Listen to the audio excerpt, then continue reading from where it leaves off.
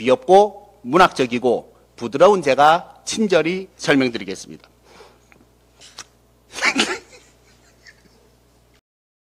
예, 최고위원 황명필입니다. 우선 윤석열의 팬티 저항 얘기를 듣고 무의식 중에 상상하신 국민들의 정신적 충격에 대해, 그리고 공무 수행을 위해 그 모습을 직접 보아야 했던 교도관들의 고통에 대해 위로의 말씀을 전합니다. 교정당국은 이 교도관들께 안과와 정신과 치료를 보장해야 할 것입니다. 명백히 업무상 재해입니다.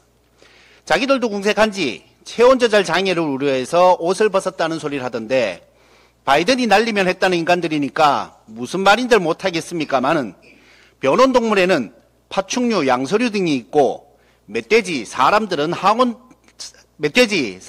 항온동물인데, 윤석열은 독사도, 개구리도, 멧돼지도 아닐 테고, 물론 사람인지도 확실치는 않습니다만, 특검이 물러나자 갑자기 체온 조절이 잘 되는 것을 보면 분명히 변온동물은 아니라서 집행에 문제는 없다고 생각됩니다.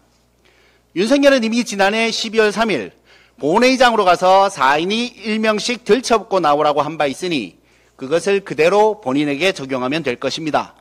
다만 격렬히 반항하면 부상자가 발생할 수 있으니 특검은 이런 개체를 포획하는 것에 특화되어 있는 유해조수 처리반에게 협조를 구해 대상을 안전하게 끌어내야 합니다. 그런데 이 존재는 왜 갑자기 옷을 벗은 것인가? 지난 1월 3일 윤석열이 종종 조언을 구해온 극우 유튜버 고성국은 자신의 유튜버 채널에서 특검이 체포하러 오면 알몸으로 버티라고 한 바 있습니다.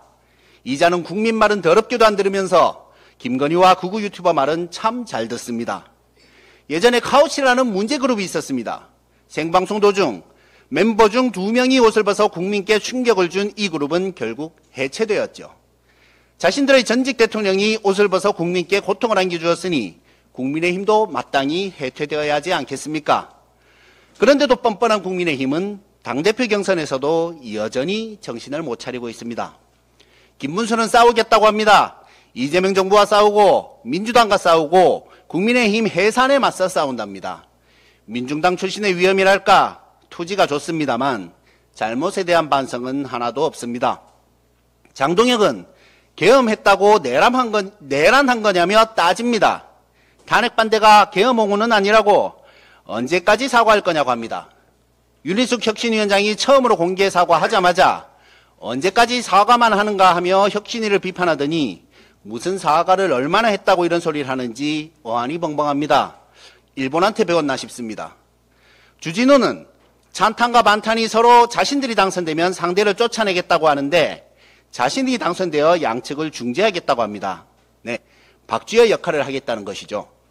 제가 내란수계라는 별명을 붙이면서 전국에 퍼지게 되어 다소 미안한 마음이 있었는데 박쥐라는 별명까지 붙을까 봐 조심스럽습니다만은, 제 정치 인생 25년에 초선 의원이 당대표에 출마하면서 모두를 아우르겠다는 당찬 포부를 보이는 것은 처음 봅니다.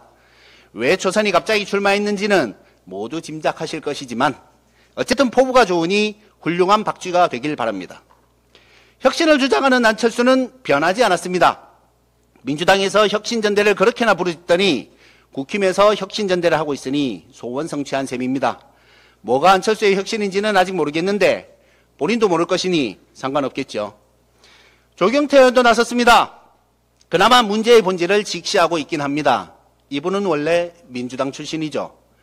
그나마 민주당 출신인 안철수와 조경태 두 분이 계중 좀 나으니 역시 민주진영에서 인정 못 받은 사람도 국힘에 가면 제일 나은 사람이 되는 것 같습니다. 그런데 이런 사람들이 당대표 선거에서 이길 가능성은 낮아 보입니다. 귀엽고 문학적이고 부드러운 제가 친절히 설명드리겠습니다. 옆에서 웃으시니까 방송사고가 네. 네, 가끔씩 방송사고가 있어야 좋죠. 지난주 뉴시스가 에이스 리서치에 의뢰한 여론조사에 따르면 친윤 반탄 후보 3명의 지지율을 합하면 약 64%가 됩니다. 그리고 작년 말 MBC가 코리아 리서치에 의뢰한 여론조사에 따르면 죄송합니다. 여기 작년 말부터 하겠습니다. 양쪽이 다 써보시니까.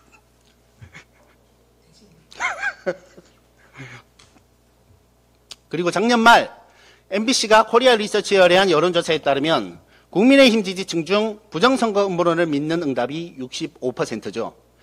결국 국민의힘이 신나게 비상식적인 부정선거론을 짚이며 정치에 이용해온 결과로 당내에서 상식은 사라지고 음모와 선동만 남았습니다.